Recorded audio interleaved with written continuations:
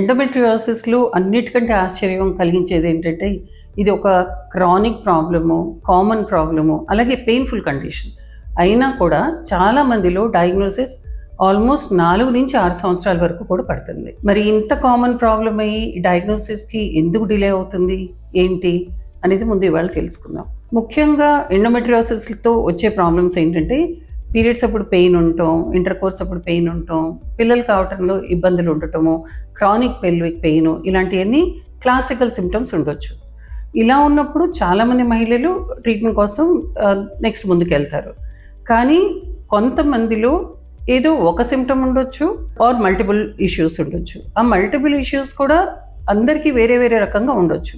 అంటే ఇప్పుడు ఫెటీగ్ ఉండొచ్చు, దాంతోపాటు పెల్విక్ పెయిన్ ఉండొచ్చు, జ్వరం వచ్చినట్టు ఉండొచ్చు. సో అన్ని సిమ్టమ్స్ డిఫరెంట్గా ఉండొచ్చు. అట్లాగే కొంతమందికి అసలు ఏ సిమ్టమ్స్ ఉండవు. దాదాపుగా 60-70 మందికి అడ్వాన్స్డ్ డిసీజ్ ఉన్నప్పుడు ఈ ప్రాబ్లమ్ని కనుక్కోవడం జరుగుతుంది. సో సిమ్టమ్స్ చాలా వేరియడ్గా ఉంటాయి, కొన్నిసార్లు ఉండకపోవచ్చు కూడా. దానివల్ల డయాగ్నోసిస్ డిలే అవుతుంది. మరి ఇంకొక కారణం ఎండోమెట్రియోసిస్ ఒక సిస్టమిక్ డిజీజ్, అంటే దీనిలో మల్టిపుల్ సిస్టమ్స్ ఇన్వాల్వ్ అయి ఉంటాయి.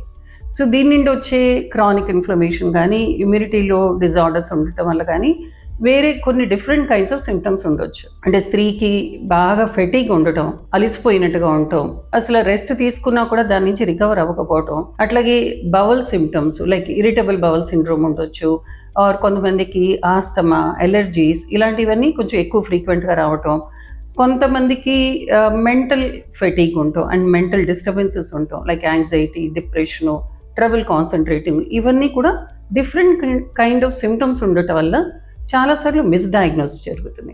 అండ్ చాలాసార్లు సిమ్టమ్స్ గురించి అవేర్నెస్ లేకపోయేటప్పటికి దీని గురించి మాట్లాడకపోవటం ఆర్ డిలేడ్గా ట్రీట్మెంట్కి వెళ్ళటం, ఇవన్నీ కూడా ముఖ్యమైన కారణాలు. మరి దీంతో ఒక సోషల్ టబూ కూడా ఇన్వాల్వ్ అయ్యి ఉంది. ఇప్పుడు మెన్స్ట్రల్ పెయిన్ అనేది చాలామంది మహిళలు అనుకునేది ఏంటి, ఇది కామన్, నార్మల్, సో దీని గురించి ఏమీ మాట్లాడాల్సిన అవసరం లేదు అని అనుకుంటూ ఉంటారు. కానీ సివియర్ పెయిన్ ఉన్నప్పుడు మాత్రం దీన్ని ఇగ్నోర్ చేయకూడదు. అలాగే పిల్లలు కానప్పుడు కూడా దీని గురించి ఓపెన్గా మాట్లాడాలంటే చాలామంది సందేహిస్తారు. సో ఈ సోషల్ టబూస్ వల్ల కూడా ఎండోమెట్రియోసిస్ డయాగ్నోసిస్ డిలే అవుతూ ఉండొచ్చు. మరి డయాగ్నోసిస్కి వస్తే దీని అల్ట్రాసౌండ్లో కూడా చాలాసార్లు మనం ఈ డయాగ్నోసిస్ మిస్ అయ్యే పాసిబిలిటీస్ ఉంటాయి. మరి దీనికి ఏమీ ఒక కన్ఫర్మ్డ్ బ్లడ్ టెస్ట్లు, స్పెసిఫిక్ బ్లడ్ టెస్ట్లు కూడా అలాంటివి ఏమీ లేవు.